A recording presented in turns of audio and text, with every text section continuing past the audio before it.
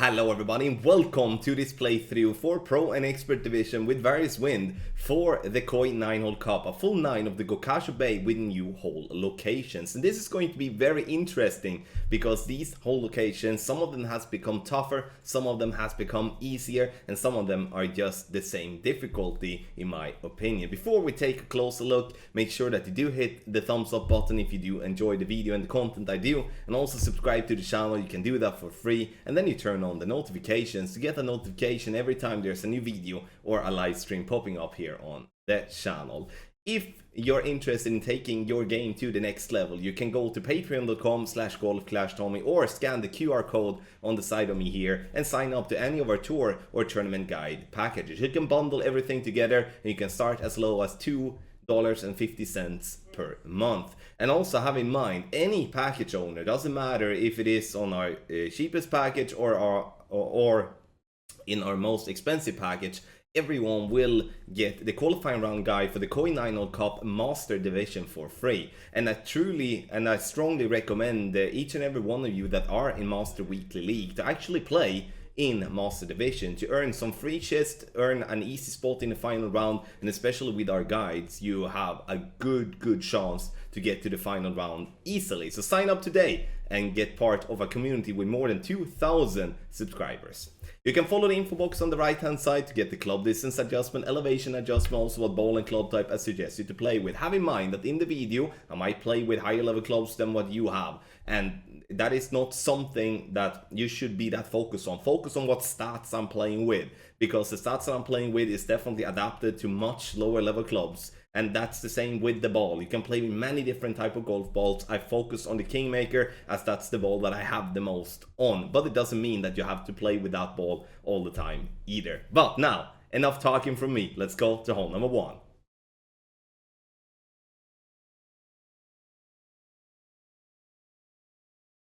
Starting off with hole number 1, and I'm playing with the rock, and in tailwind and crosswind I'm playing NMT, which means no movement, and we're not gonna touch our target until it's time to adjust the rings. And we are then applying the spins necessary to get our ball far enough up on the fairway without having any risk of rolling into the rough. Adjustment maximum distance plus 10, and the important part here now is just to make sure that we're not getting into the rough, because the second shot, regardless of where we are ending up on the fairway, is going to be such an extremely good chance with a perfect ball or even with a great ball. And that's why I'm choosing to show you a drop with a great ball here, because look at the funnel that we're playing into.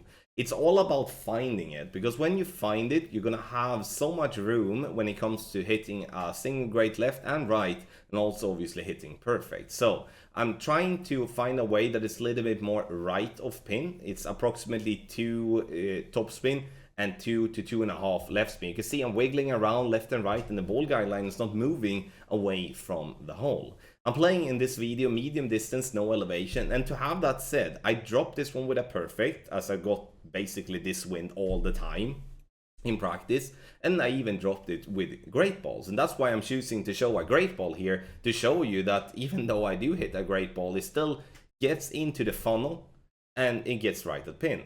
And that's the beauty with a funnel, and that's why I do believe now with the new hole location, with the pin standing so far in front of the green, it's going to be a much better chance than before, because the funnel has always been there. It just has been harder to get to because the pin has been standing way further back onto the green. But now we have it further in front and we have a much better chance, and I do believe that you will see a lot of eagles on hopefully your own, but also your opponent's scorecards.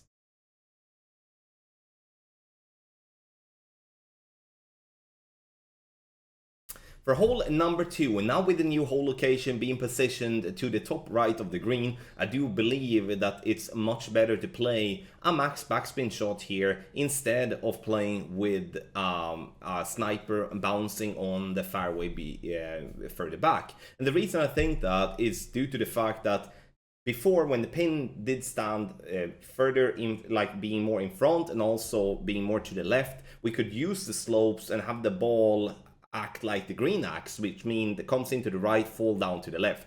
Now having to bounce on those slopes there is going to require a lot of luck if you're gonna get towards the pin and get an hole-in-one by using the slope. So using all the backspin on my Guardian, bounce on the green, and getting almost in the hole. I don't think we can be much closer. You can see I'm using max backspin, 1 right spin, aiming way left of the pin to definitely compensate for the wind push, but also how the ball will react after the first bounce and the second bounce, and also then when it rolls back.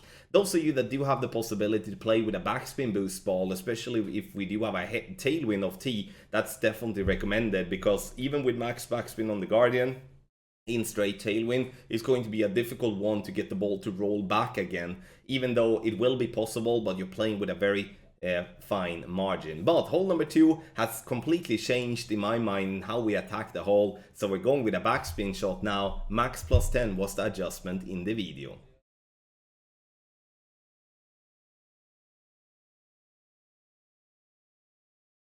Hole number 3, I love the NMTs, and whenever we can play an NMT, I'm gonna do so. And this is definitely a par 5 that I've been playing so many different type of NMTs here, so we're gonna keep on doing that in this direction too. 5 top spin and 3 left spin. I'm using 3 rings of overpower. Have in mind that I'm playing with Apocalypse level 8, but as I've said in the beginning of the video, it doesn't really matter what level I have, because I'm playing with stats that can be played with lower level Apocalypse as well. So you can play even all the way down to, I think, Apocalypse level 2 if you want to mirror the stats that I'm using. Getting the ball up to 370, 380 yards is perfect in my opinion, and the adjustment of the drive is max plus 10. Now, the second shot, the new hole location is more right of the green. If we're playing with left spin or we're playing with no spin, we're gonna find ourselves into a very, you can see that the ball guideline is flickering pretty decent left to right there, and that's no good. So I'm using right spin here instead, and look how much more consistent this ball guideline is. And obviously now it's all about finding the correct amount of top spin, so we're not coming too far, we're not coming too short, and obviously that we are avoiding any type of glitch spots on the green. So in the end, I'm getting switching to 2.5 bar of topspin and 3 right spin, having the ball guideline to the hole with my Grizzly.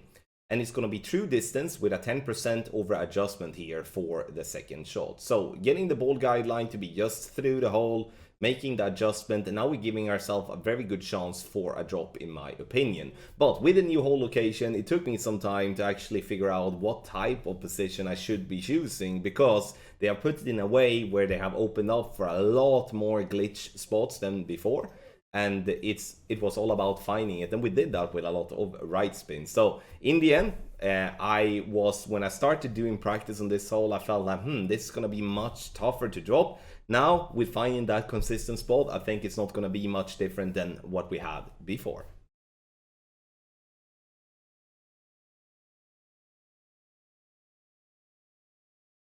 For hole number 4, we are going to play either with a sniper from minimum distance, which we're gonna do in headwind and also in crosswind. If we do have a tailwind, I would strongly recommend to play with a long iron instead. But if you're playing with a tailwind, use a long iron with a power 3 ball, otherwise we will be too far back when it comes to our starting landing spot, and then we'll tough to get the ball to stop. Now, I'm using slightly more than 6 bars of backspin, which is something that we do have on our sniper level 9 or better. If you do not have a sniper level 9 or 10, I would recommend start a little bit higher up and use all the backspin on a sniper level 8 for example.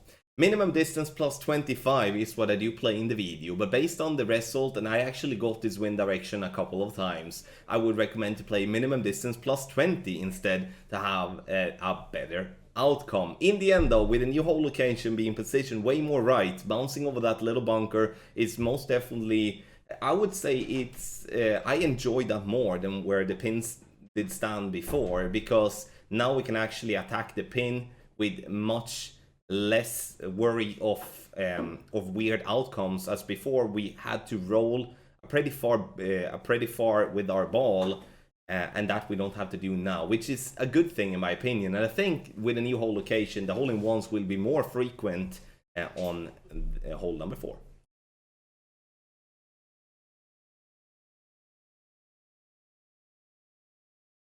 Hole number 5. Here we're hoping for a tailwind, always, because we do want to push the ball to get over the rough, and that's what we're gonna do here in the video.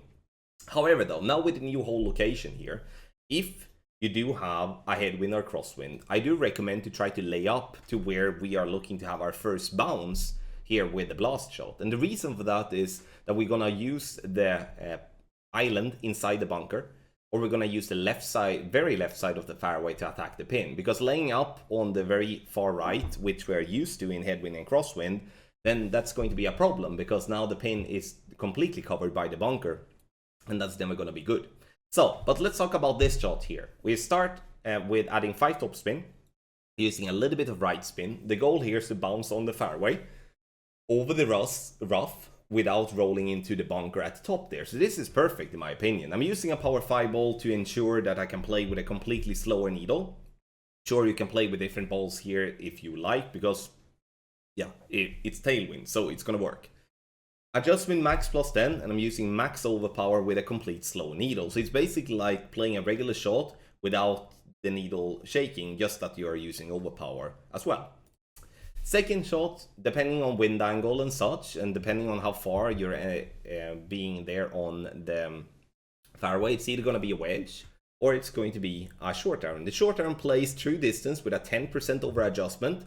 With a wedge, you play EB school plus 20. But now we are somewhat in between here situation, and obviously a different type of EB play needs to be applied, and that's depending on what you feel comfortable with, obviously what way you want to play.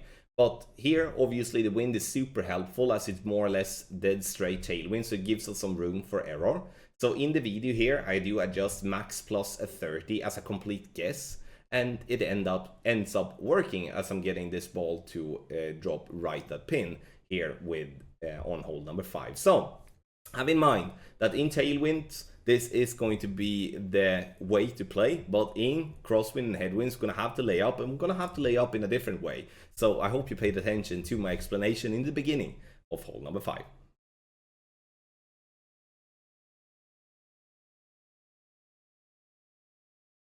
Hole number 6 is going to be an interesting par 5, where now it has become very important to be very far up to the right of the fairway, and the reason for that is the pin's new location, or the hole's new location. So we're going to try to get there. It's going to be difficult due to all the bumps and stuff like that on the fairway. You can see how glitchy and inconsistent the ball guideline is showing us there, but we have all played this hole before, or most of us at least that are watching this video. So we just need to find a way of pushing the ball to be as close to the rough line possible. The closer the better. Maximum distance plus 10. I'm using outside wall left curl, and here I'm using 3 topspin and 3 left spin. Have in mind that you can use different spin setups here as well. Start a little bit further back using more topspin, but as for the fairway being so extremely glitchy and bumpy, I rather use less topspin and start higher up than starting further back and using more. Now for the second shot, if we have got the distance enough, then we will be playing into this little sticky spot. You can see here that I'm looking for it. And even though it is a sticky spot, it's not as easy as it looks. But it definitely helps us attacking the pin in a nice way. What we're going to have to try to do here is to find a way of either, what can I say? If the wind is straight headwind or the wind is coming left to right, we need to find a way of offsetting to the left of the pin. This, as the ball will be pushed right. If we have wind coming right to left or straight tailwind, we don't have to do that, because obviously the wind will help us getting the ball into the direction we want. 10% elevation, true club distance number is going to be somewhere between medium and maximum distance. Speed is correct, but as you can see, we needed to offset on the left side of the pin, as we now missed with approximately, 0.3, 0.4 rings or something like that. But we need to offset, and this is going to be a tough one. Definitely using a side spin 4 ball such as a Kingslayer could be extremely helpful here to keep ourselves on the flat fairway and avoid then having any struggles with the offset.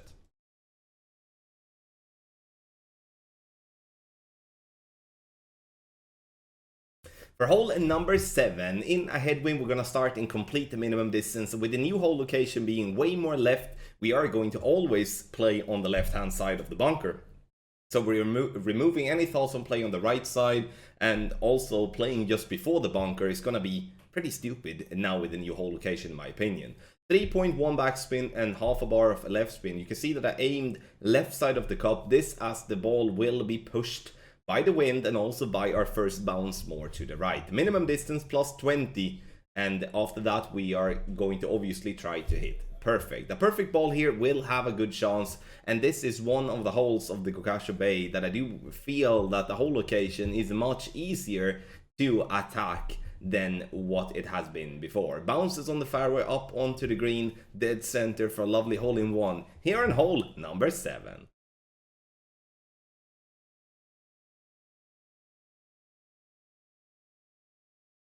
Hole number 8, another very good chance for a drop in my opinion. Here I'm using 6 bars of topspin and 3 right spin. This to adapt for even lower level clubs, lower level Apocalypse clubs, so it doesn't have to be an Apocalypse level 8. The reason I'm playing with Apocalypse though is due to that I want to play with a lot of curl. Here in the video I'm using 3 rings of overpower and max curl to the right. The max curl might be a little bit too heavy when it comes to this type of wind angle, so maybe remove just a little bit. You can see how close we're bouncing to the rough line there, and there's no point in pushing too much, because if we do end up into the rough, we are losing out on an extremely good chance for an eagle. Maximum distance plus a 10 is what I'm using. Second shot, is it going to be a short iron or it's going to be a wedge? If you are in between like this and having a tailwind, then it's going to be a wedge, because the short iron is gonna then have to use a lot of backspin, and that's going to complicate the adjustment just slightly. EB School, I judge that to be plus 10 on this hole because we are playing slightly uphill. Obviously, you're going to have to, in that case, guess afterwards what, like when you are so far away from pin, you're going to have to guess a little bit what the adjustment is going to be. But this is only obviously if you do have a tailwind like this on the second shot and you happen to be just in between clubs, which is a very unfortunate situation. A short iron plays no elevation here, so it's not playing plus 10. The wedge is the one that you play CB School plus 10. Hole 8, regardless if you end up into short iron range or into wedge range, this is going to be a very good chance for a drop.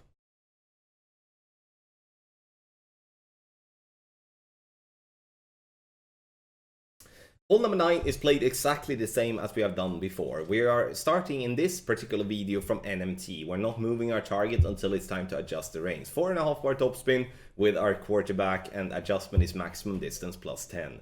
You can play here with a rock in headwinds or in, just slight headwinds or just direct headwinds, or you can play with an Apocalypse, Thor's Hammer, or an extra mile. It doesn't really matter what club you're playing with here.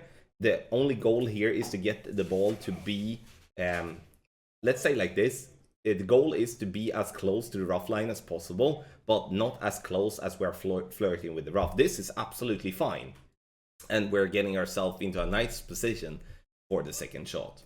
The second shot, even though the new hole location is way more left of the green, but the idea of playing the second shot different than what we're used to, I mean, there isn't any other idea. So we're gonna play with 5 topspin, 3 right spin. Second bounce will be just above the sand line where the sand meets the rough. Adjustment is gonna be no elevation, true club distance, and it's gonna be all from medium distance to maximum distance, and then it's full curl to the right.